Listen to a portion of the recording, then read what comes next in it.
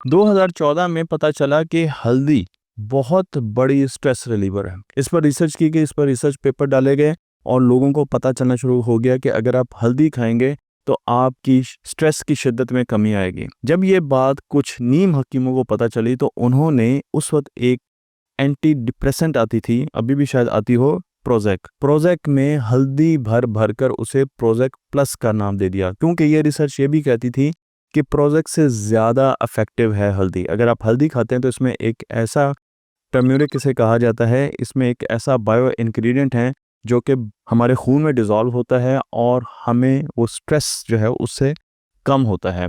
लेकिन साथ साथ ये भी बताया गया कि अगर आप हल्दी का इस्तेमाल कर रहे हैं तो इसके साथ काली मिर्च का इस्तेमाल ज़रूर करें, क्योंकि काली मिर्च आसान करती है हल्दी को ब्लड में डिज़ोल्व करना।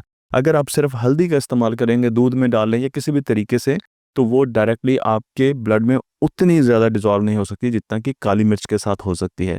तो हल्दी का इस्तेमाल कभी कभी कर लिया करें, जब आप स्ट्रेस में हो, जब आपने पब्लिक स्पीकिंग करनी हो, या जब आपने कोई इंटरव्यू करना हो किसी का, या आपको बताया जा रहा हो कि आपकी साल के एंड पे परफॉर्मेंस कैसी है। हल्दी उसका बेहतरीन हल है। साथ में ये कहना तो भूल ही गया कि बच्चों के एग्जाम में भी उनको हल्दी ज़रूर देनी चाहिए, क्योंकि एग्जाम की स्ट्रेस से भी बच्चे आसानी से बाहर आ सकते हैं, उन्हें रिलीफ मिल सकता है हल्दी से।